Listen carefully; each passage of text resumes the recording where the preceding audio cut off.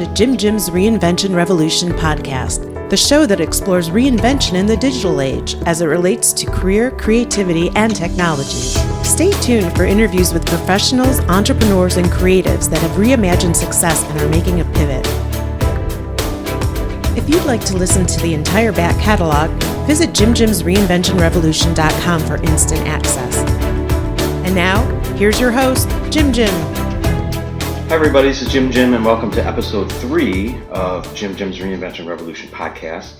And I'm sitting here with Stacey today, and we're talking public relations, things that revolve around PR and the changing landscape of PR. What PR is, first of all, how it might have changed like maybe 15, 20 years ago, how people thought about PR and the effects of social media on it these days. Also, we're going to talk a little bit about, Stacey's past and how she's maneuvered in the corporate world and how she survived cancer, which is a very interesting topic in terms of kind of how you might have to reinvent yourself along the way, like when things really pop up and throw you for a loop in life. Also, she sits on many different boards and she's very active in terms of the nonprofit scene and causes. So that's very interesting in terms of something that as you move along in life, you might want to get into and kind of reinvent yourself to open yourself up to that part of life. So I'll give you a little bit of background before I introduce her officially here. Her background is being in the corporate world for many years, but she's now on her own. She's got her own agency, so we'll talk about that. And she's a sports fan, of course, and a dog lover, and we'll probably have to have some conversation about dogs. But the burning question that I want to know right now as we get started is, why does George Brett not talk to you anymore?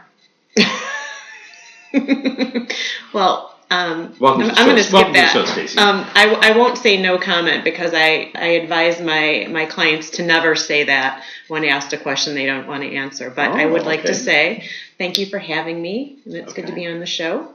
Well, thank you for being here. I really appreciate it. Yeah, no, this is great. Okay, cool. So, but seriously though, for people that don't know who George Brett is, who's George Brett? He is a Hall of Fame baseball player who played third base for the Kansas City Royals and took them to a World Series championship in, I think, 1985.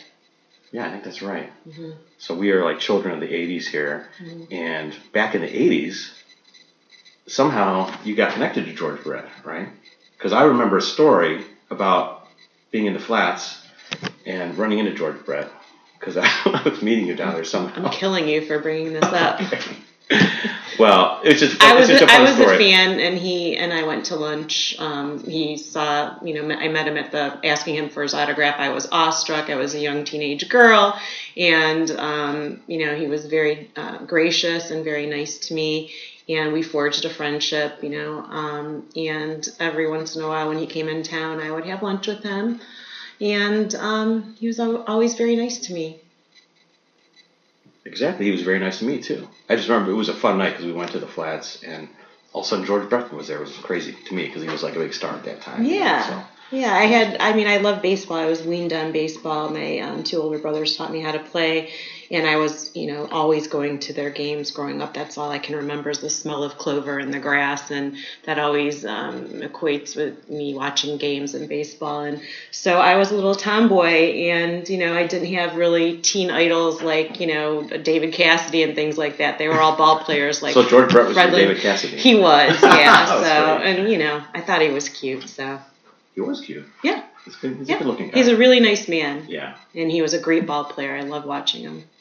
Exactly. And I'm a lefty, so that's partly why, too. He's left-handed. Well, he bats left-handed and throws right-handed, as do I. So right. I felt like I had a connection with him. Exactly. As you can tell, it's like Stacey knows all these details because she is a real sports fan. It's not a joke. It's not just George Brett was cute or something, Yeah. So yeah, you're into the Indians these days. So we're sitting in Cleveland, Ohio right now, by the way. So for people listening out there, are you into the Tribe these days? I am, but I'm still not over the World Series loss. I'll be honest with you. Yeah, I'll be honest. Tough. I mean, it was an amazing series. First of all, it was fantastic, and to lose to the Cubs, that's probably the only team I could, be okay with letting them win.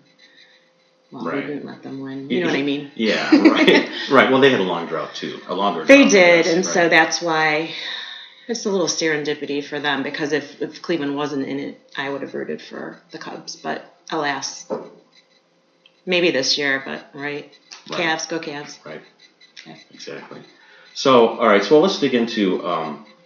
I want to get to this public relations and the state of the art of what's happening today, but I want to kind of throw it back a little bit in terms of how you got into it, and is that something you were always interested in, like kind of growing up when you were going to college, or you went to college, right? I did.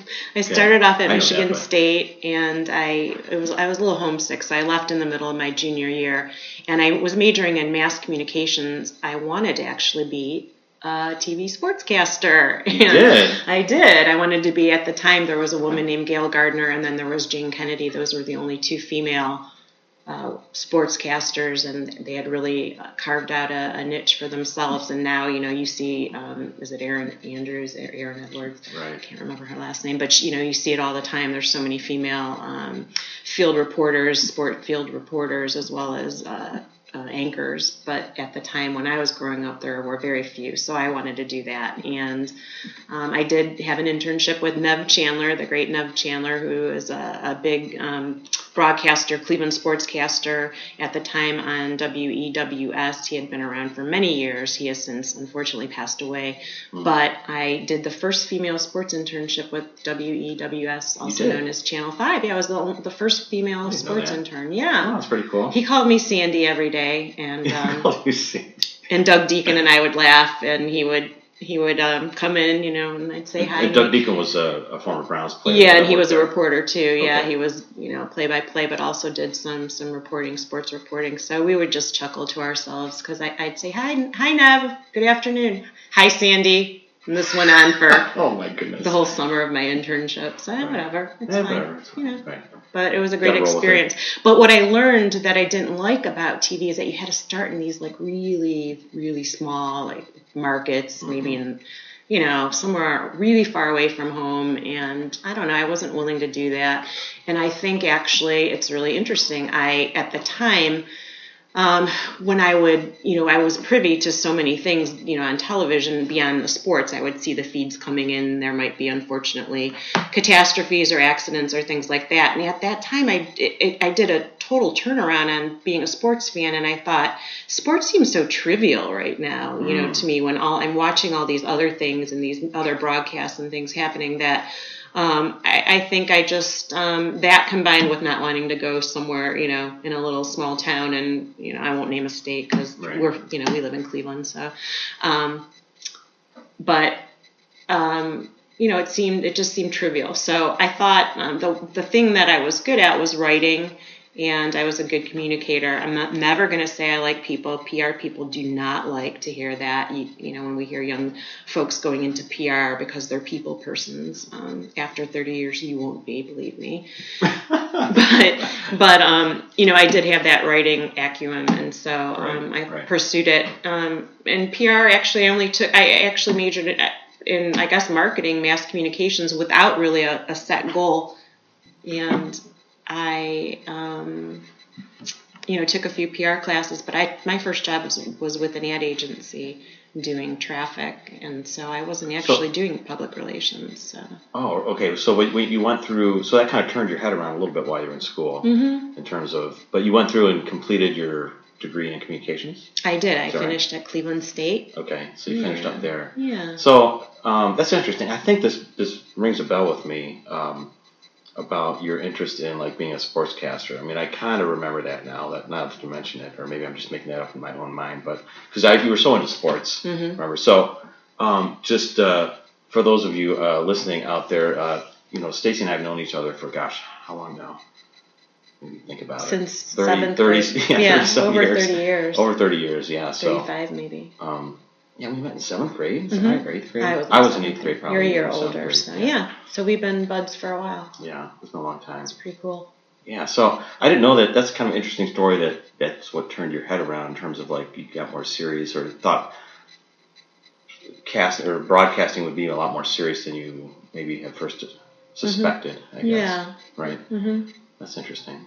So you kind of get out of there and you think well, that's not the direction to go in, and so you get out of school and And you end up where again? I was at Griswold, and he had a really big ad agency that had been around since the 30s in Cleveland, and it was a great agency. And I happened to find someone who knew someone and got an interview and was offered a job, and it was in traffic. And traffic essentially in an ad agency moves jobs along. So if a client says, I want an ad made, and the account service person, who's the liaison between the agency and the client, goes back to the agency and says, okay, we're going to make this ad. So then we pull in art directors and copywriters and everybody needed, and I am the one who kind of moves the project along, kind of nags them. When am I going to see this draft? So your role was kind of a project manager? Yeah, it was. Like that? Yeah, I guess today they're called project managers essentially, but at the time it was a traffic manager. So that's what it was called, traffic manager. Traffic manager. Yeah. That's interesting. Yeah, I never heard that term. Okay, so, cool. Yeah.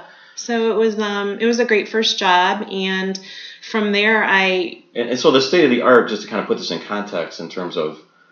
This is really before the internet, let's say, right? Oh, this was 1990, Yeah, email was maybe just starting to happen, maybe not even, right? Yeah. And so you kind of, you see exactly how things have been done, let's say, over the last, 50, 60, 70 years, kind of not that much change in terms of advertising or how people are thinking about marketing or ads, would you say? From when I started? Yeah, from when you started. Yeah. You could still see that history and legacy there, right? Yeah. I mean, it wasn't... I started in 1990, and at the time I started, we were on the tail end of all the, for lack of a better term, all the Mad Men guys, and they had grown up in that era, had their careers in that era of Don Draper, and I was seeing a lot of them in their 60s. They were retiring, so it was a very old school. So not only the practice of public relations, but also the social and climate, the work climate, were very different at that time.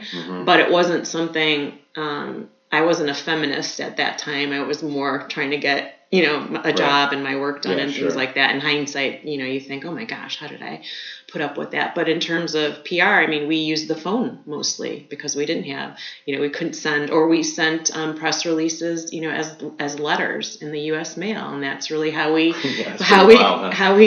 corresponded with the media, and so that's really interesting. So.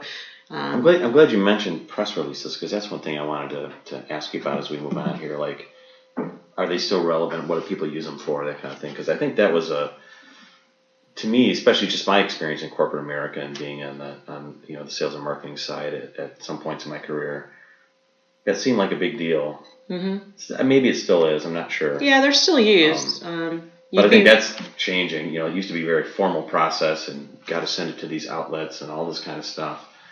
But, I mean, now it's just the wild, wild west, it seems like. Yeah, and now, I mean, before you would send maybe a new product, a press release about new products, and you describe the product and everything like that. Now, I might have a client who has a new product, and it's already on their website. So people, I could just give the media a link to the website. But press releases are still widely used. I still use them. They're a good way to get the attention of the media, and a lot of media outlets still use them and look for them. The key is to keep it newsworthy and topical, and really adhere to understanding what that particular media outlet needs or wants, and what their content is. But, I see. Kind of, you have to keep probably the context much more in the front of your mind these days in this regard, right? Yeah. Before it was sort of like, oh yeah, everybody does this, and everybody knows to look for press releases and to look for them for certain reasons. Now it's probably, you got to be a little more careful with it. Yeah, that's interesting. So you're at this agency, and it was called an agency, I guess? It was an ad agency, and it really, there was a PR realm of it, but I was not hired into that. I was hired into the actual advertising side. So it wasn't until I got put on the Arby's roast beef sandwich, that account, that I took an interest in public relations beyond what I had seen at Michigan State and Cleveland State in classes. I had taken maybe a handful, like 3 total PR classes. That's all they offered between both schools. So And I got to kind of, wet my whistle in terms of what I thought PR was cool.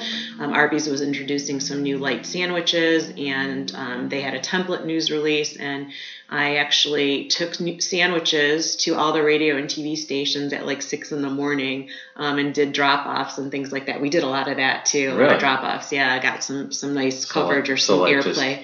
People on the streets kind of stuff. Yeah. So I thought that was the bomb because we got some mentions, and then I got, when you get a hit, we call it a hit when a media placement is a hit. It's, your adrenaline. It's a rush. It's like a high. So it's frustrating. You scored, right? Yeah, it's a score, and it's they can be big wins. So because I'd say the response rate for PR is maybe 3% tops. It's probably up there with direct mail. It's not very or email marketing. So let's stop right there for a second, because I think I need to clarify, at least for myself and hopefully for other folks, what is PR exactly? What's the goal of it, and why do you do it?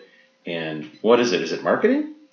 Is it not marketing? Is it what is it? Oh gosh, I'm sure there's technical terms, and I'm sure many PR peers of mine will disagree with that. I always... Are you right? What do you think of it? Because you run your own agency now, so you have this a stronger point of view and experience that goes behind kind of your perception of what it is, right?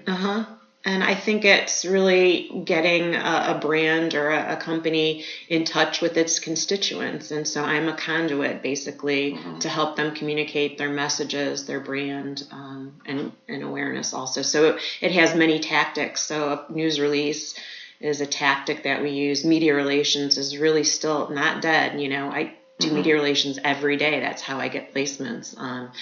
And, it might be email instead of calling people now, but that's really the bulk, the blocking and tackling, I think, of PR. So I'm that person who's making calls to, producers. Hey, are you going to do a segment? I have a new author.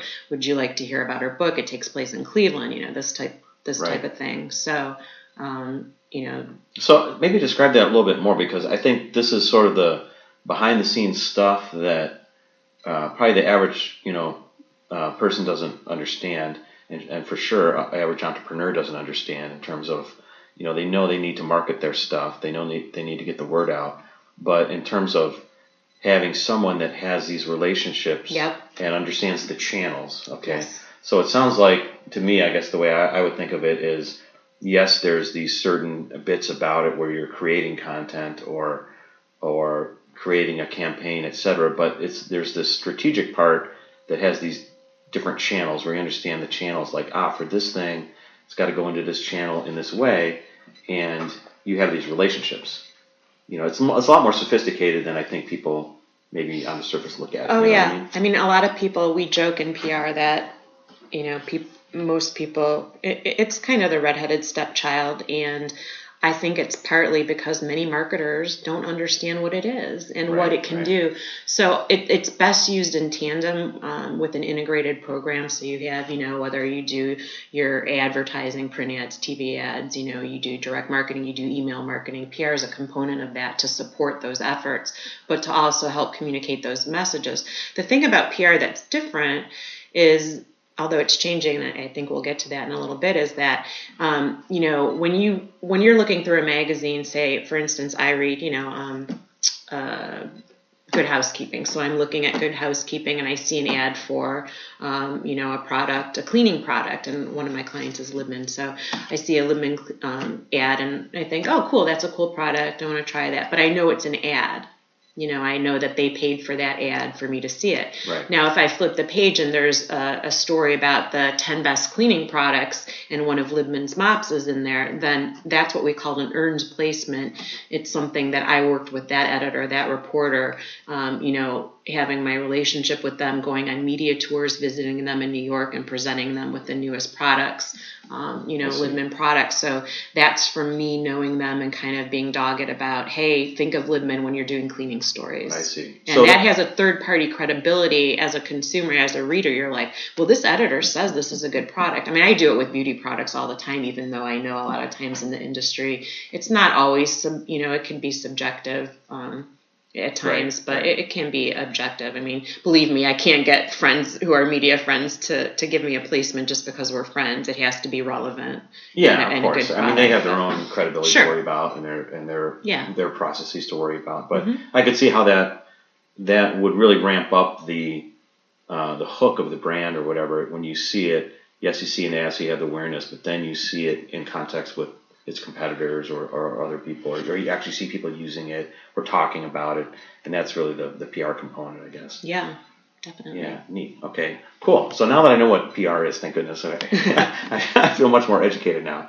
So, because I'm interested in learning it and trying to get the word out, of course, about the podcast here, and it's fascinating for me to kind of learn this because it's new stuff for me. So, it's probably new for most entrepreneurs that are kind of changing around or reinventing themselves or whatever it might be if they're changing, career sectors or disciplines or something like that. So let's go back. So you're at this agency and that's my phone, sorry. And you're learning these things. Where do you go from there? Like you obviously you're getting good experience, but what's your feeling about the culture or clients, or what's your motivation back then at this point? It was money. It was right. Really, to be honest, it was money and opportunity. So again, I wasn't in the role. I started as a traffic manager, but then had a lateral promotion, if you will, to work as an account coordinator on the advertising side. And I was doing a lot of sales statistics. And honestly, I'm not a math and science person. Most PR people aren't. You should see us try to divvy up the bill at the end of a lunch. It's pathetic. But so this wasn't interesting to me, but I did, because I worked on the Arby's account as this account coordinator, and I had access to this little promotion for these new sandwiches and doing PR. I just got a taste, as I said, of it. And my current job didn't have any more PR opportunities in it. And so I was looking beyond that. And I happened to we had a client at the time called Royal Appliance, and they made Dirt Devil vacuum cleaners. And I ended up having an interview and taking a job as their PR coordinator there. So it was a move for me to actually strictly do public relations. And in this time, it was great. I didn't know it at the time, but I was going to the client side.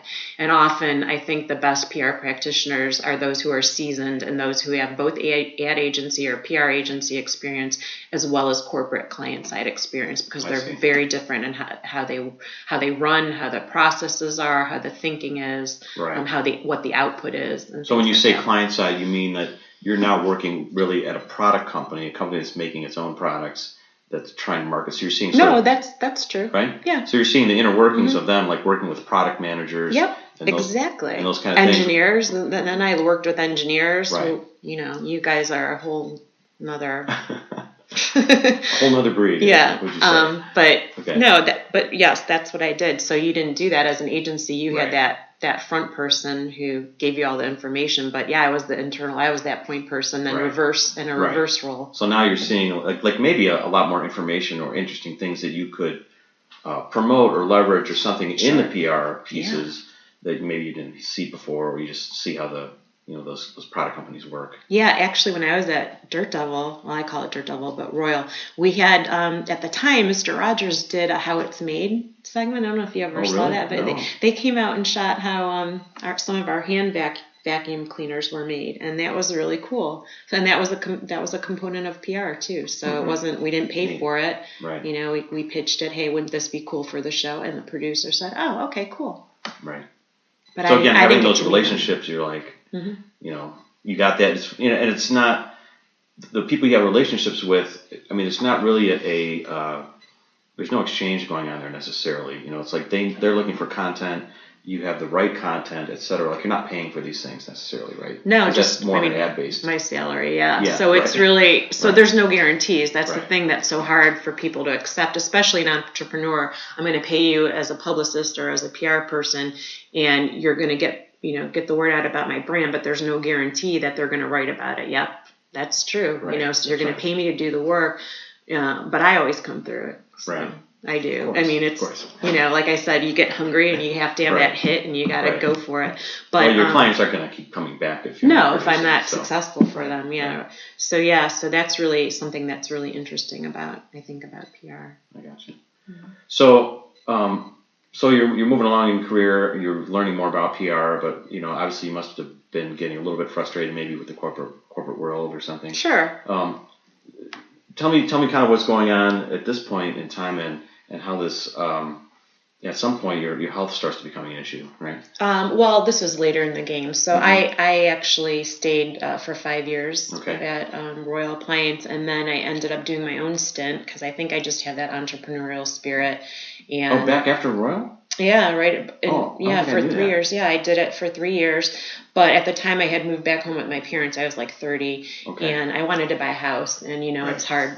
And I had So you left on your own at that time? Yeah, I was pretty young, and I had got clients and did pretty well. But like I said, not having steady income and buying a house are two different things. So I ended up taking a job at another great reputable Cleveland agency called Liggett Stashauer, and I stayed there for 10 years, and I became an equity partner there. So that was just a great run for me. We worked on the Duck brand duct tape account and did all sorts of fun things with duct tape, and I worked on Dial brands and really got that great big brand experience, so that was really helpful for me. Cool. So what was I'm curious about this because 30 is fairly young of thinking about going on your own, to think that you know so much about the industry or something like that people are going to come to you. It is kind of funny now that in hindsight. Well, at this time, I think it's different. I think it's different today. Yeah. Okay, because with all the social media and the digital marketing part, that the older folks, maybe if you're 35, 40-ish and above, you might not be so much into. If you weren't into it early on. Right.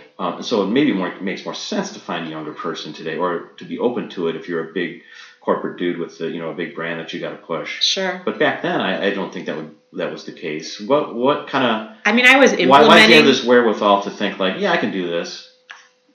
Where'd you get your clients from, or did you kind of steal them from your? No, I didn't. I actually through networking and knowing people. But I've always been, able to have a good network of colleagues and friends and peers.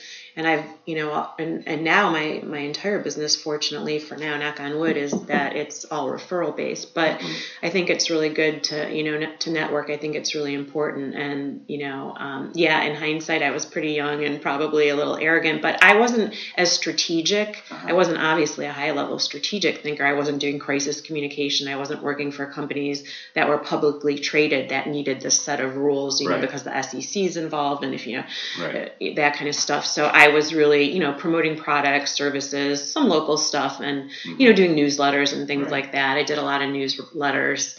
And, but, the time came where I wanted to buy a house. So I jumped and took the agency job. And it was during the agency job that I found out that I, had cancer. So that was during that journey. Wow. So that's like, you're thinking like, I'm going to jump back in, make some money. And then all of a sudden it starts to happen. You're like, must have been kind of really a shock, obviously.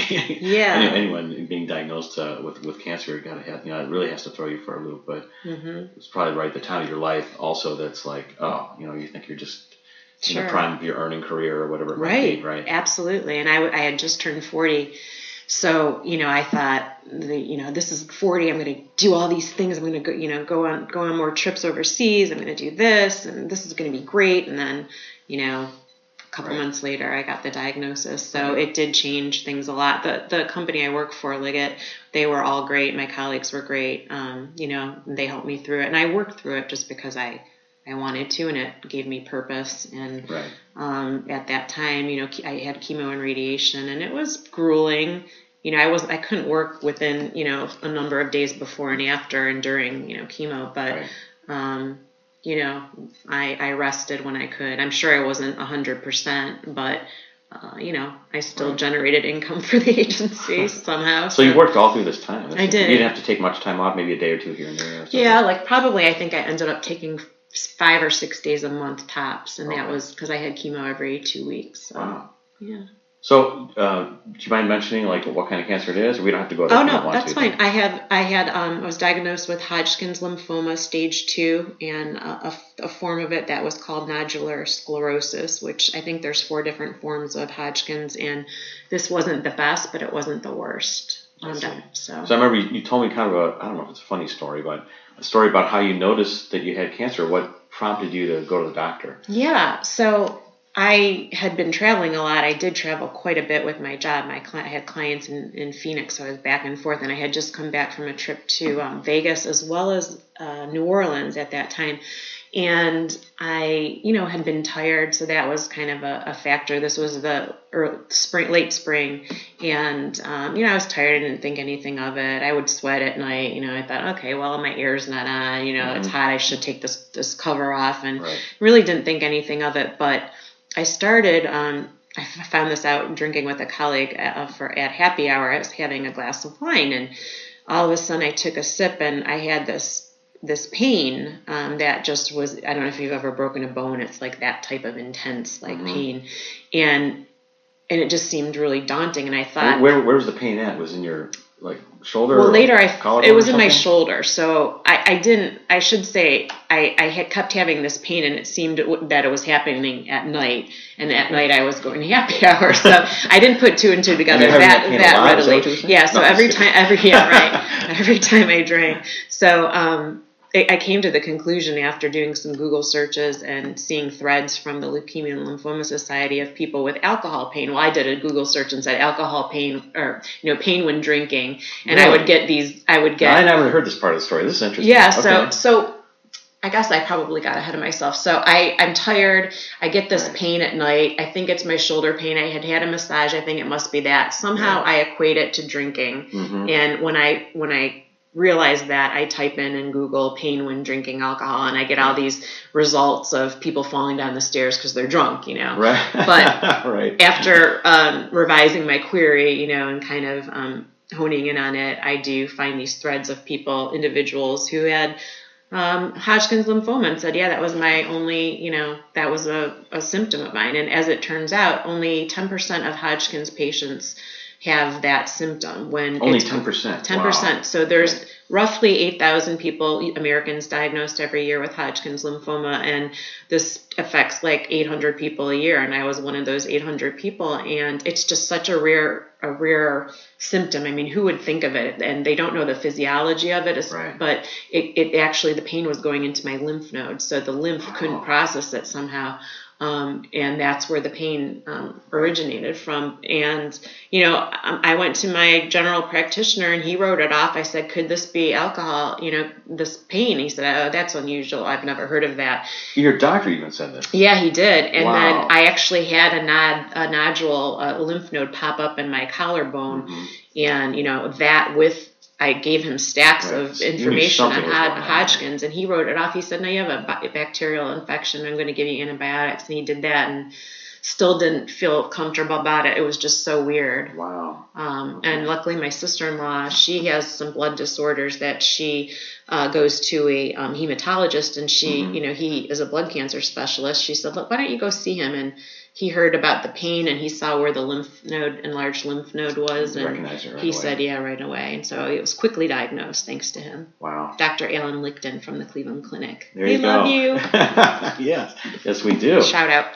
Wow, thanks for sharing that. That's what a story, because that's it gives me like shivers down my spine, thinking like, if you don't do the Google search or talk to the right person in a timely fashion, you have to be accountable for your own health, unfortunately. And at the time, people were always saying, don't Google because you're a hypochondriac and you're going to be Googling, and for whatever reason, maybe you know your body the best. Exactly. There's no replacement for your own feelings, I think.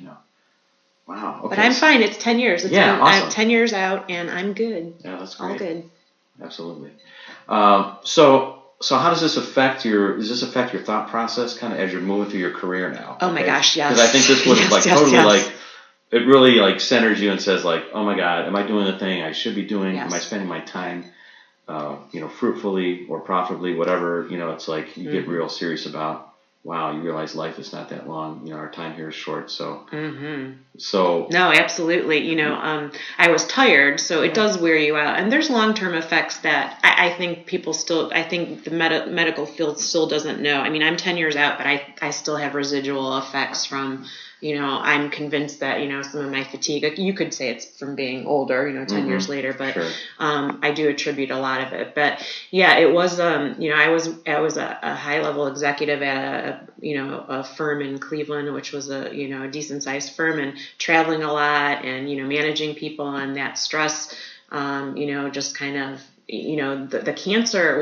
for me at least, when I was diagnosed, I thought I didn't really think about what it meant for me. I just thought I gotta get through this, and I gotta, stay alive. Sure. But after you're done with the treatment, and I've heard this from other cancer survivors, and maybe 6 months later, you kind of are like, okay, well, people stopped asking about me. I'm fine, seemingly fine. Right. But you realize, oh my gosh, what just happened? I went through this whole thing. And it really, there's a mental aspect, and I think it really affected me. And, I stayed on. I didn't leave the agency because I had cancer. I left because I actually got laid off, and unfortunately, the agency pretty much, disintegrated and is no longer. But, when that happened, that forced me, that layoff, I was trying to get another job, but that time off kind of even further. I had only been out 2 years, been cancer free when I was laid off. So that gave me time to think. And I thought, you know what, I think I'm just going to do this on my own because I can make my own schedule. I have enough experience under my belt, and, I can get some clients. And I had talked to a client of mine, and he said, your agency didn't even call and tell me that you had left. So, and luckily I called him to tell him I was gone, and he's like, we might need some freelance help. And kind of that's how you got started again on my own. Yeah. Right. Mm-hmm. Wow. Because I remember at that time when you were, I guess around the time you were getting laid off or you were thinking about applying for other jobs, I remember that it was kind of like you were kind of frustrated with the whole thing, just because it's, the ups and downs of the corporate world it just is what it is, and it's, agencies consolidate or buy each other or just, it's competitive. And at some point you're like, are you having fun? If if not having fun, you should, it wasn't. You should try something else. I probably, honestly, I would have stayed at that agency forever had it been. I really enjoyed it. I enjoyed my clients, but the cancer, as well as that time to reflect, really led me to believe, I can do this. I can do it again, and now even better because I'm connected, so I don't have to be somewhere. That client is in Illinois, so I'm in Ohio, so. The internet, connects us in the phone, so I don't have to worry about it. I don't have to be physically there. I don't have to. Is that something that kind of made your decision easier? Let's say when you're thinking well, maybe I should do this on my own. Are you thinking not because at this point now the internet's really in play in terms of kind of starting to connect people more, right? Mm-hmm. So were you thinking and I don't think at this point really social media had really gotten up on the radar as it is now. Yeah, this was 2010. Okay. So, I think I joined Twitter on 2008 or 9, and I was probably early for that. Right, so it was, emerging, but people really weren't sure what to do with it or what the potential was for it. Potential was for sure. I'm just thinking the internet in general, people are connected, you can email them easy, and you don't have to be in the same town, you can work nationally or internationally, right? Right. So that must have made you think maybe I should do this or maybe I can do this. Mm-hmm. And so you gave it a go. Yeah. Yeah. So that's been now. So what's the name of your agency? What's it's it just called? My initials. It's not very creative, but it's SLV Public Relations. Okay. And I'm a sole proprietor. I'm a limited liability company. Okay. And it's just me. But every once in a while, it hasn't happened lately. I might. Need some freelancers to do some things or writing. So you sub some stuff out every once in a while, yeah. I try not to, but so I try to manage my load and what I take on to ensure that I can touch everything. Right. Yeah. Cool. So do you have a website or anything that people are interested in? Yes, I do. It's www.slvpr.com. slvpr.com. Okay, good. So it's not that whole No. Stacey, I know. I have a long name. It's okay. Well, that's easy. That's easy to get to. So, cool. Okay, so you've been on your own for a while, and how have things changed since you started on your own? Because lately now, this whole sort of rigmarole about social media and Instagram and all the applications and Snapchat and Facebook marketing and digital marketing, Facebook ads, AdWords, Google AdWords. Oh my gosh, I know. Product listing ads. It just goes on and on and on. Reviews too. Yeah. All right. Reviews are how to get a 4-star review, 5-star review, right? Yeah. What do you think about all this stuff? How has it changed from? How do you see that it's changed from maybe the old style PR, or I don't know how to describe it, just what people were doing, 15 more years traditional ago. PR that we kind of grew up on. Versus what's happening today. Like, what do people ask you when they come to you? What do they want you to do? What do they think that they want you to do? They want to be on TV, or they want to, be on the front page of the Wall Street Journal. And in fact, I know this is horrible. I shouldn't even say this, but I had a boss that I worked for, and when people, and this happens all the time. We have high level clients who say, "How can I get on the cover of the Wall Street Journal or the New York Times?" And he would say, "Shoot the president."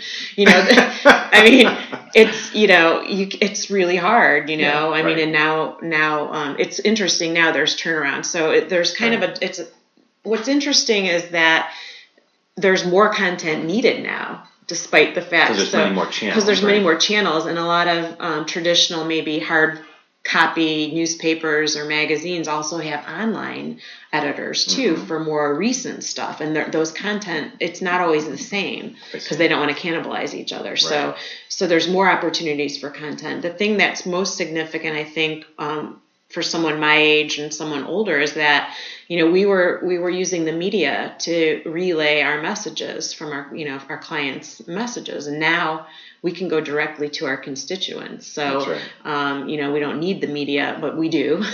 We still need them, but we're also, it's always going to be a component. Sure, but we're also, even through Twitter or through Facebook, we're able to talk to our consumers. And actually, one aspect of what I do, a new tactic for myself for PR, is I work with bloggers. And so a lot of my products, I represent some companies that have products geared toward household products and geared toward moms. So there's a whole there's these mommy bloggers, and they're these women who are making a living, just blogging. Right? Just blogging, yeah, and just blogging about whether they have niches, whether it's family, it's products, it's types of kids that they have, or special needs children, anything like that. There's a blogger for it. And so where I might work with Good Housekeeping, although I still do, to ask that editor, that home editor, hey, here's a new product, cleaning product, put this in your magazine, I can go equally to these mommy bloggers and say, do you want to review this product? And they can look at it, review it, and some of them have millions of unique monthly visitors, so it's pretty compelling. So one question I was kind of curious about, traditionally in the PR, I guess, the style of PR, et cetera, or the concept of PR, you would go to these folks and get the placement, and there's nothing really exchanged other than hey, I have the right content, and you're the right channel, and it both works for each other. But I know people are paying for these instances now, paying these influencers to put a post on their blog, and it's not obvious that it's an ad. It's just that they start blogging about this product. It's kind of more hidden, and because it's such a new media, people don't realize that it's really kind of an advertisement essentially. Yeah.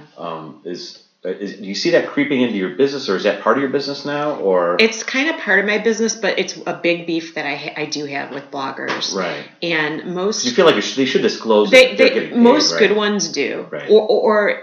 And my clients don't typically. Well, one of my clients that I work with the bloggers for, we just supply product to them. So they get product, they review it, and then in some cases we'll supply them product if they want to do a giveaway on their site for their fans or their audience. We'll provide that. So it's just product only. I don't pay for one of my clients for that, but other clients do. The beef I have as a PR person with the bloggers is that they're considered media now. And so I subscribe to a database called Cision, which is a database for every media outlet and every reporter and editor in North America. So there's I don't know how many millions of, entries.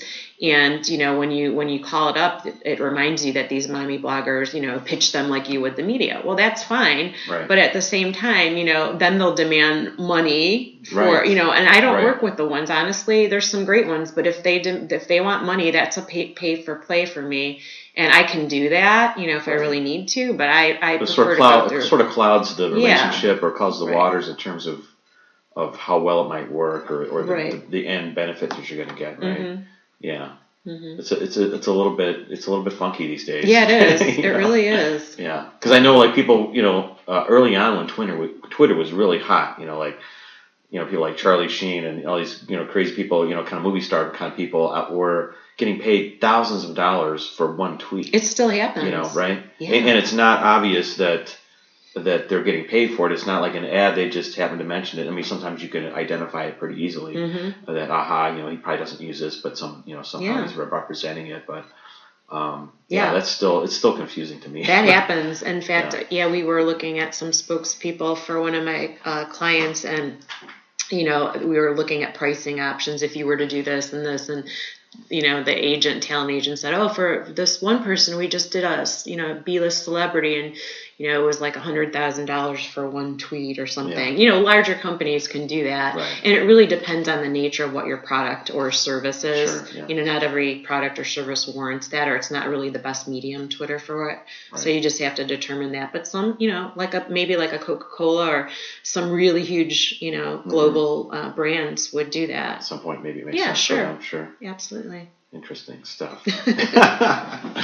Wow. So what do you think about, all this is happening? Like there's a lot of talk about Snapchat lately in terms of, just went public, and there's a lot of hype about it because, kids from certain demographic groups around there at the highest kind of concentration these days.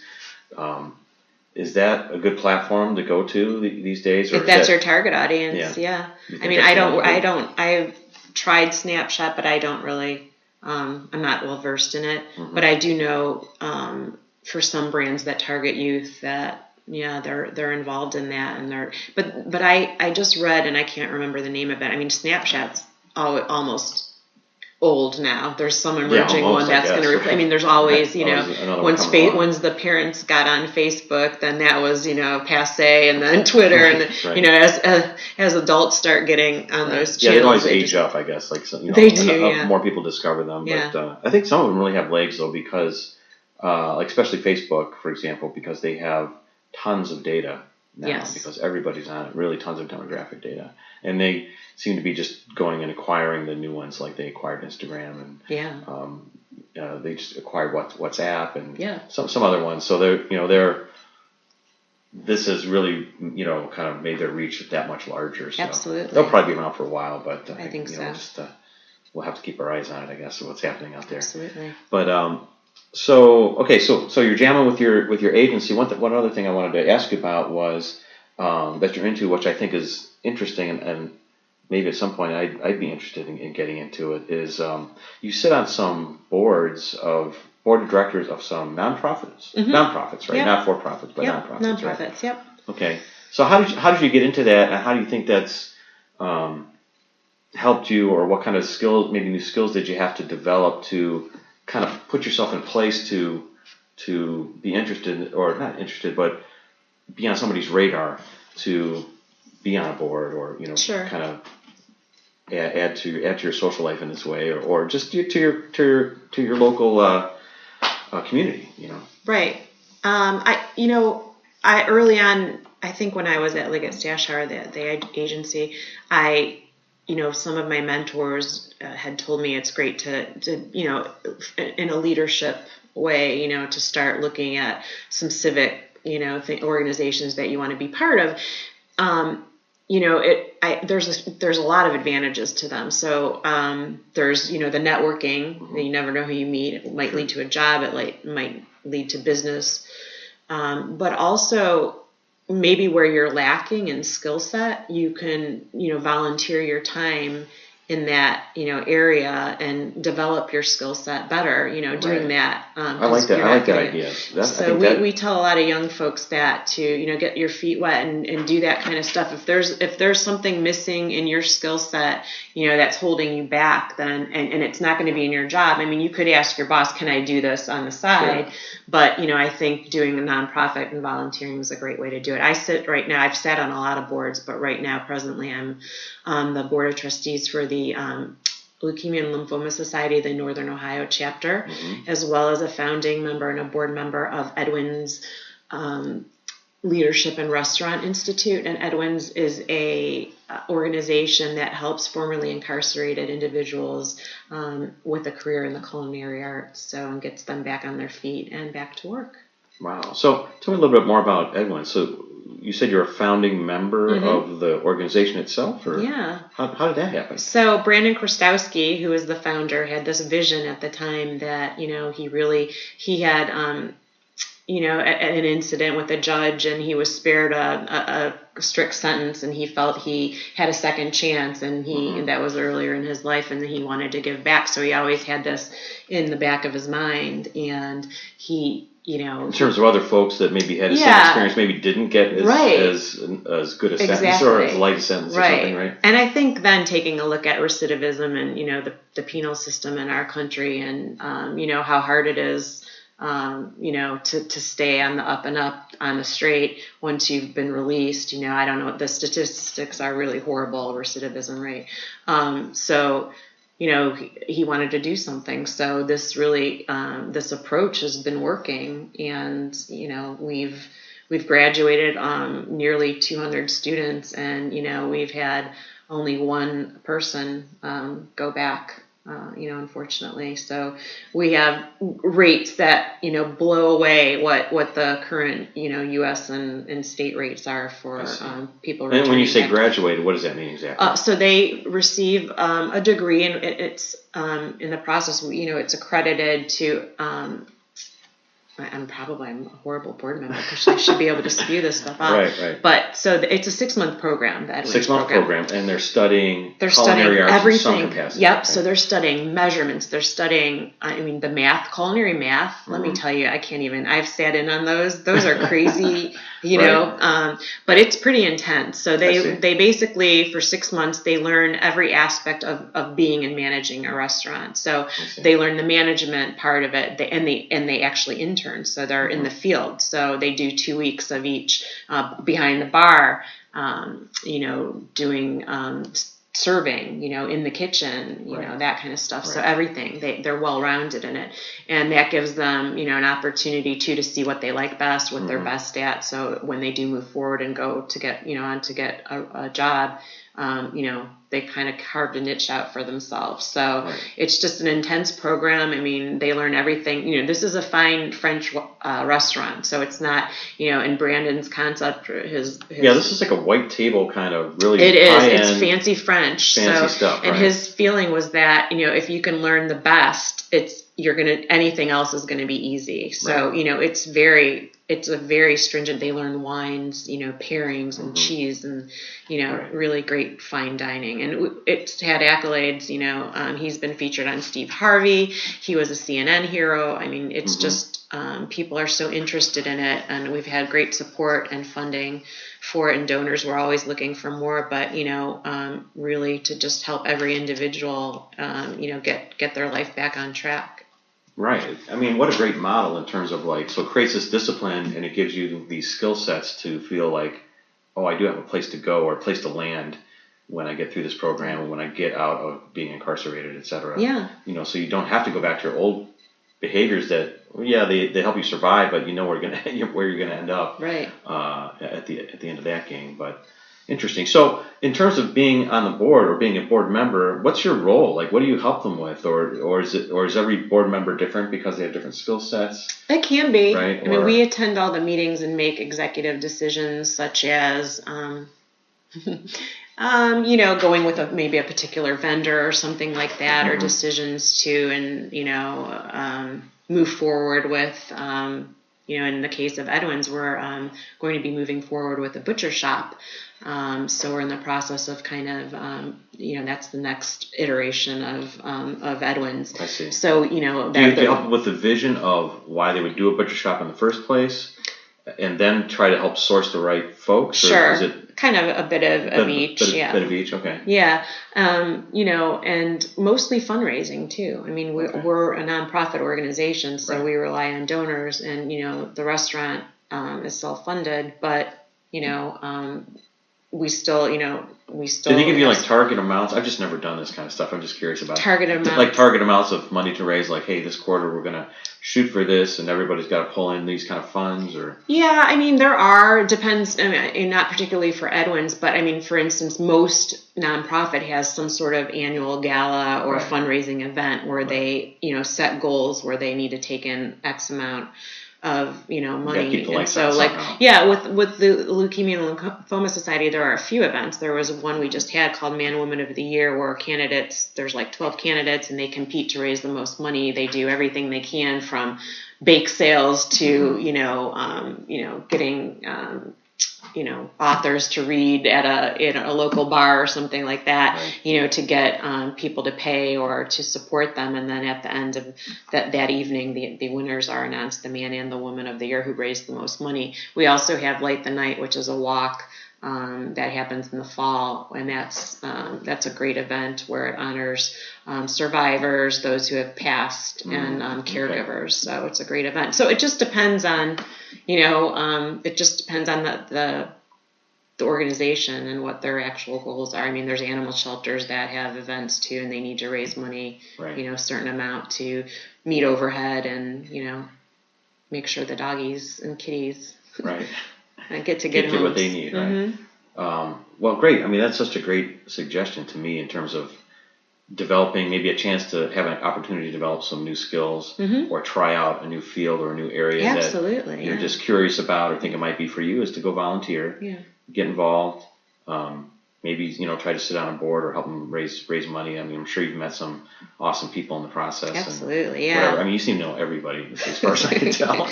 Which a good PR person normally does. She knows everybody around town and across the country in terms of just things that are going on out there. So it's what makes you an interesting person. I think if you have a passion, explore it. And if your passion isn't what you do for a living, then you can take that passion from a side job. Who knows? It might lead to something. It might lead to that. Right.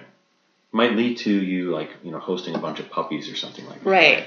So, all right, we got a few minutes left here, but let's just touch on some puppy talk for a minute, because I know it's such a big part of your life, and I'm trying to figure out how many more pictures of puppies am I going to see in your Facebook feed? Because it's I'm saturated. That's all I see from you now. What's going on? Well, my boyfriend is fostering, just briefly, 3 puppies, and from 5 weeks to now they're 8 weeks, and they leave us tomorrow. But I've been taking a lot of pictures of puppies, and they're just so adorable, and they have puppy breath, and they're wobbly, and they can't walk, and they cry, and they're so cute. And I've neglected Charlotte, my dog, who's going to be 13. She's the best dog ever. Oh, but is Charlotte jealous of the puppies? Yes, Charlotte is not happy with me, and I owe her big time. But this has only been 3 weeks of the puppies, but they've been, they've all been adopted, so they're going to go meet their new home owners on Saturday. So. Was that right? Yeah. Okay. So you won't see any more puppy pictures unless we get some other ones. All right. Well, I'm sure there'll be more probably. Yeah. So that's just. You could always come and pet Charlotte and see her. Maybe I'll come over. Mm-hmm. We'll see. She won't bite you, maybe. All right. I just figured maybe it was you had some new client and you were pumping up their puppies for some reason. Wouldn't that be great? I was like, maybe Stacey's working on her Facebook skills I have here. a lot of great ideas for content and PR ideas for pet product companies. So if there's anyone listening from a pet product company, it would be fun to talk to them. Would you mind just giving one little teaser out of hey, if you're out there? I'm not going to give a teaser. I don't know. You're asking me on the spot. Well, give me one little technique or teaser before we get out of here of hey, if you're out there for any kind of product company and you're looking for some PR, what's one thing that they should be thinking about, or a cool thing to do? I mean, at a base level, get on social media and see which of the channels resonate with your brand. If you're a client, if you have furniture or something like that, I mean, visually speaking, you want people to see that. So Instagram would be or Pinterest would be a great channel for you to go. And if Twitter's great for people who have businesses that maybe restaurants or retailers who are having a sale or or having a special, so it gets people are already in Twitter, they're mostly on the go. And so when they look at something on their feed, there's a better opportunity, better chance that they're already out and about, and hey, they might stop by your establishment. I see. Okay. All right. That's some good insight. I like that. Yeah. Very good. Right. Well, let's circle back around. So speaking of social media, we can mention your website again, but if people want to reach out to you, do you have any social media contacts you want to hand out or no? I'm on Twitter. I'm just at Stacey Vasilani. Okay. And STACEYVASELANEY. Mm-hmm. And I'm in LinkedIn. And Facebook, I really limit to just my friends. I gotcha. And your website again is? SLVPR.com. That's easy. Mm-hmm. So find her there. And remember, I should have some show notes about this, actually, if I'm good about documenting it all, which I'll have to listen back and write everything down. But you'll be able to find those at Jim Jim's Reinventionrevolution.com. So go there and visit. And if you like what you hear, please, like and share it and tell your friends about it. And that will keep the podcast rolling. So thanks again, and talk to you next time. Thank you for listening to Jim Jim's Reinvention Revolution podcast. If you want to hear more, join our mailing list at jimjimsreinventionrevolution.com. See you next time, and remember, the revolution has just begun. So dig in, embrace the process of reinvention, and start realizing the success you've always dreamed of.